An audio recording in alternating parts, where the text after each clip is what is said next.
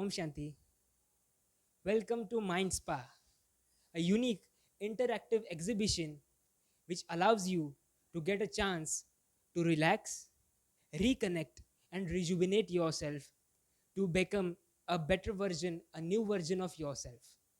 Mind spa एक ऐसी bunch of activities हैं, आइस ब्रेकिंग एक्टिविटीज़ है जो आपको आपके जीवन में जो प्रॉब्लम्स है उनका सोल्यूशन भी प्रोवाइड करते हैं, एक सेल्फ के साथ रिकनेक्ट एस्टैब्लिश करने में हेल्प करते हैं, और जब भी आप इन एक्टिविटीज़ को पूरा करके वापस जाते हैं तो एक एनर्जाइज्ड और एक एम्पावर्ड फीलिंग आप फील कर सकते हैं।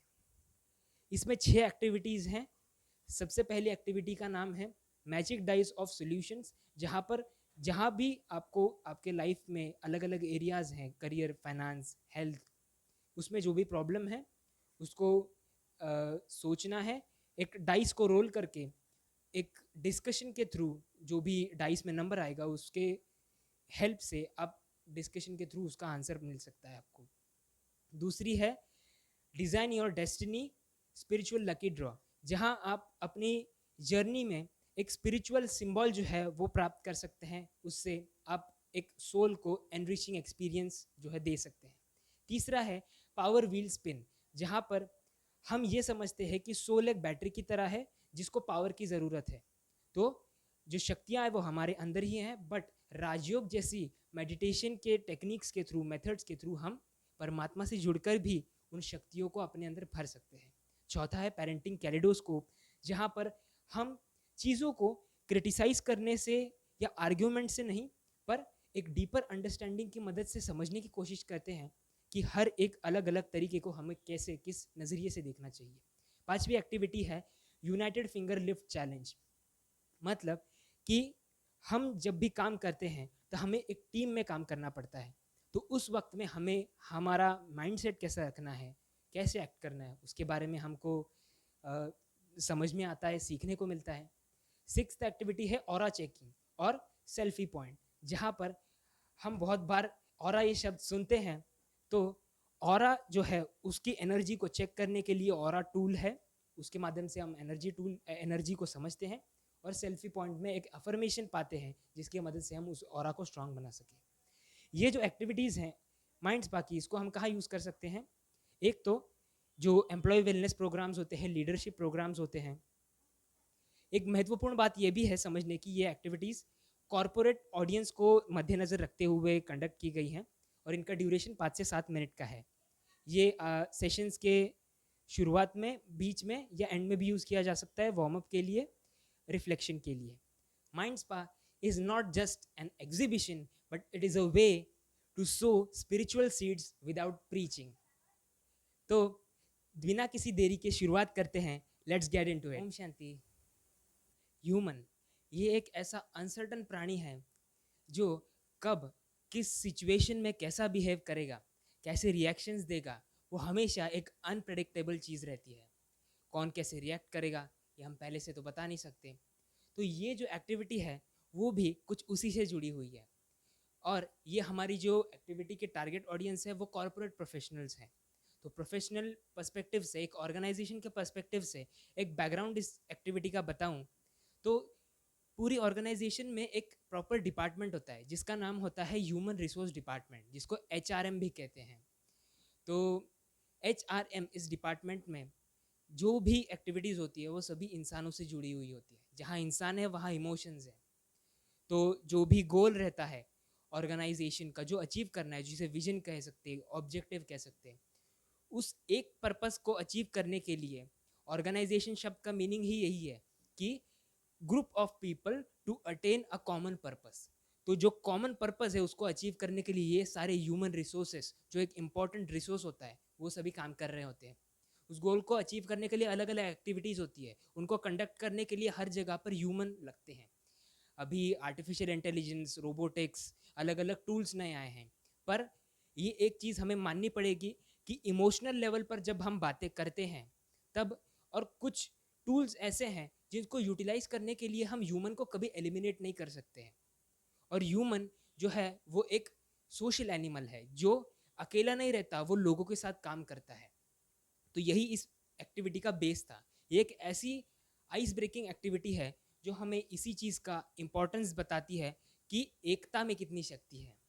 तो इस एक्टिविटी का नाम है यूनाइटेड फिंगर चैलेंज। तो फिंगर, जैसे हमें उदाहरण भी पता है कि गोवर्धन पर्वत कैसे उठा था, सभी के सहयोग से ही उठा था।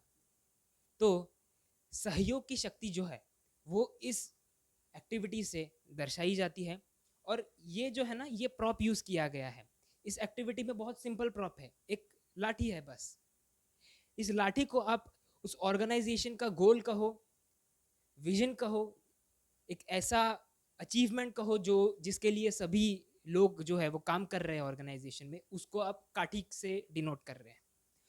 ये जो काठी है, इसको पाने के लिए कहो या इसको अचीव करने के लिए अलग अलग प्रकार के हैंड्स की जरूरत पड़ेगी। इसमें देखो यूनाइटेड फिंगर कहा गया है। तो हर एक का पूरा कंट्रीब्यूशन, हर एक का पूरा डोमिनेशन नहीं, कंट्रीब्यूशन की जरूरत है। तो वही चीज है कि इस काठी को अपने कंट्रीब्यूशन नामक फिंगर से हमको जो है उस मदद से हमको इस गोल को अचीव करना है। तो इसके जो भी बेनिफिट्स है वो यहाँ पे लिखे ही हुए हैं कि जो ट्रू स्ट्रेंथ और स्टेबिलिटी की ज़रूरत होती है, कॉन्सेंट्रेशन अटेंशन की ज़रूरत होती है, बैलेंस और एडजस्टमेंट्स की ज़रूरत होती है, पीस स्टेबिलिटी की ज़रूरत होती है, team work, unity, communication, trust, one vision one goal. तो ये सारी जो चीज़ें हैं वो इस एक्टिविटी की मदद से हम समझ सकते हैं। तो चलिए इस आइस ब्रेकिंग एक्टिविटी की शुरुआत करते हैं। तो इस एक्टिविटी के बारे में मैं आपको एक्सप्लेन कर देता हूँ। ये एक स्टिक है जिसको आपको अपने जो फिंगर टिप है, जो ये लाइन है, इसके ऊपर का जो पार्ट है उसी को सिर्फ लाइन को टच करना है और दोनों हाथों का इस्तेमाल करके जैसे चारों लोगों ने पकड़ा है वैसे पकड़ना है। और आपको इस स्टिक को सभी को यूनाइटेड लिफ्ट जो की हुई है उसको नीचे रखना है और उसी को ऊपर भी लाना है, जमीन को टच करके ऊपर। आप एक दूसरे से बातचीत कर सकते हैं कहीं पे गड़बड़ हो तो, बस आपको टीम कोऑर्डिनेशन मेंटेन करके चलना है। तो चलिए शुरू करते हैं।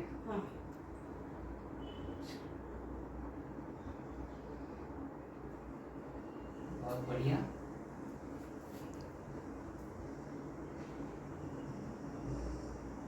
आपको सिर्फ टिप का यूज करना है। नीचे भी लेना है उसको, नीचे भी जाए, नीचे लो आपका ऊपर हो रहा है। एक दूसरे से तुमसे खाली क्या ऊपर नहीं, नीचे लेना है। नीचे लेना, नीचे लो, जैसा हमारा स्ट्रेट है वैसा। वो ग्रिप नहीं कर सकते, उसको ग्रिप नहीं कर सकते। टिप का यूज करना है आपको। आप ग्रिप कर रहे हो उसको, नीचे लेना है। Very nice. स्ट्रेट ठेवा ना बोटा तुम्ही पण। हाँ, सिर्फ टिप का यूज करना है। नीचे नीचे टच होनी चाहिए। Very good, very good, nice. और नीचे जमीन पर टिकाओ।